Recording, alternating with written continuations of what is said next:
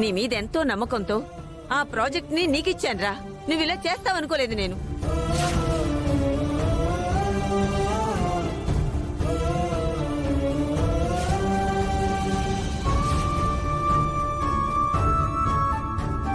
రోజు మనం కూలీ ఇచ్చే పని వాళ్ళ చేత నువ్వు పని చేయించుకోలేకపోతున్నావు అనంత్. అయినా మనకి డెమో కట్టడానికి వాళ్లే ఉన్నారా? ఇంకెవరు దొరకరా? ఈ రోజంతా వర్క్ జరగకపోతే అనుకున్న టైంకి ఆ మోడల్ హౌస్ కట్టలేవురా.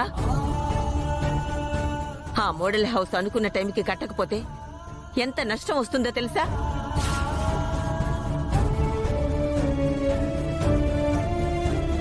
మనకి గవర్నమెంట్ అప్రూవల్ చేయదు. మనకి ఇన్వెస్ట్ చేస్తామన్న ఇన్వెస్టర్స్ రారు. ఫారిన్ ఇన్వెస్టర్స్ కూడా ఈ ప్రాజెక్ట్ మీద చాలా ఇంట్రెస్ట్ గా ఉన్నారా.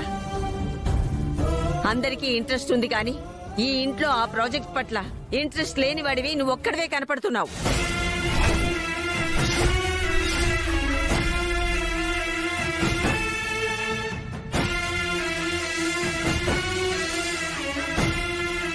అది కాదు బామ్మ. నాకేం చెప్పొద్దురా. నువ్వు రేపటి నుంచి ఏం చేస్తావో తెలీదు. ఆ డెమో హౌస్ అనుకున్న టైంకి పూర్తవ్వాలి.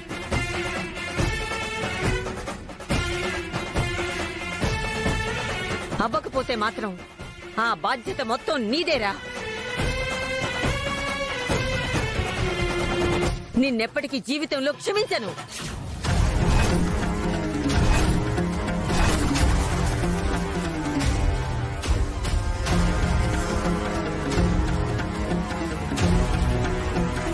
అత్తయ్య, రే,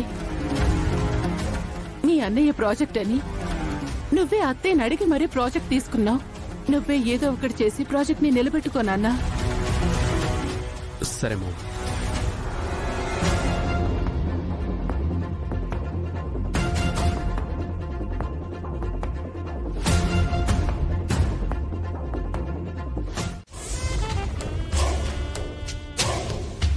అతి తెలివికి మొహం అతుక్కుంటే నీలాగే ఉంటుందే కోడలి పిల్ల. ఇంటికి మీరు వెళ్లిన పని ఏమైనది? ఏమి సుపుత్ర, ఆస్తులు వ్యాపారాలు మనకు వచ్చాయన్న ఆనందంలో నీ నోట నుండి మాట వెలువడటం లేదా?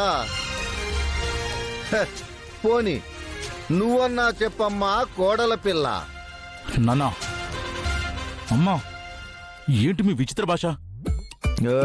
అసలు ఆ మాటలేంటి? కోటాను కోట్లు వస్తున్నాయిరా మనకి. వాటితో మనం ఒక కోటను కొందాం. అందులో నేను రాజుని, నేను మహారాణిని. నా దాసి మాత్రం ఇదే. ఏ ఆపండి వేషాలు. మీ మాటలు కట్టి పెట్టండి. ఏరా ఏమైంది? గడిద గుడ్డైంది మావయ్య. ఓ, అంటే ఆ సత్య చేత సంతకాలు పెట్టించలేదా? పెట్టించలేదు.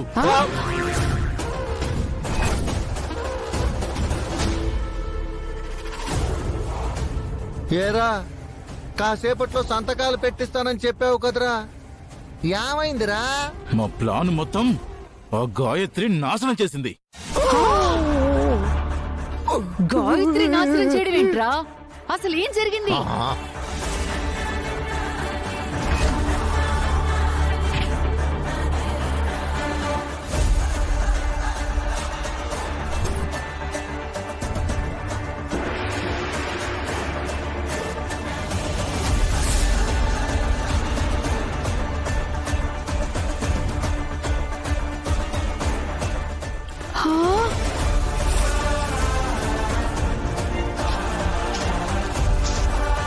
ఇది జరిగింది.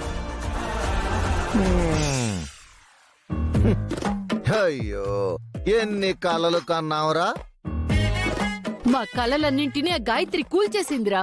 ఫణి, మనం ఇన్ని రోజులు ఆ అనంత్ గాయత్రి విషయంలో పోనీలే అనేసి వదిలేశాం. కానీ ఇక మీదట అలా వదలకూడదు. మరిప్పుడేం చేద్దామంటారు? ముందు ఆ గాయత్రి అడ్డు తొలగించుకుందాం. నేను చెప్తుంది నిజమే. చిన్నప్పటి నుంచి ప్రతి విషయంలోనూ ఆ గాయత్రి అడ్డుపడేది. ఇప్పుడు ఈ ఆస్తి విషయంలో కూడా ఆ గాయత్రి అనంత్ అడ్డుపడుతున్నారు. ఇంకా చూస్తూ ఊరుకోకూడదు ఫణి. అవును, నువ్వు చెప్పింది కరెక్ట్. ఎందుకు బాధపడుతున్నావు అక్క? ఇందాక బామ్మగారన్న మాటలకి అనంత్ గారు చాలా బాధపడుతున్నారు. ఆయన ఇంతగా బాధపడ్డం నేనింతవరకు చూడలేదక్క. నాకు కూడా చాలా బాధగా ఉంది.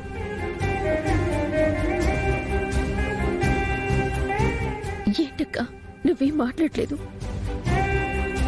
నేను బాధలో ఉంటే నన్ను పోదార్చి నాకు ధైర్యం చెప్పేది నువ్వే కదా. మీ ఏడుపులు పెడబొబ్బలు చూస్తుంటే మీకు ధైర్యం చెప్పడం కాదు, నాకు చిరాకు వస్తుంది. నాకే కష్టం వచ్చినా నువ్వే కదక్కా అమ్మలాగా ఆదుకుంటావు.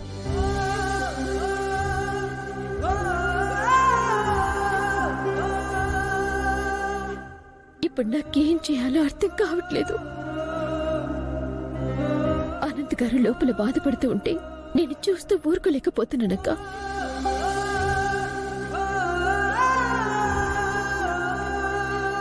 బాలబాబు గారి డ్రీమ్ ప్రాజెక్ట్ అంటే చాలా మంది పేద ప్రజలకి ప్రయోజనం కలుగుతుంది.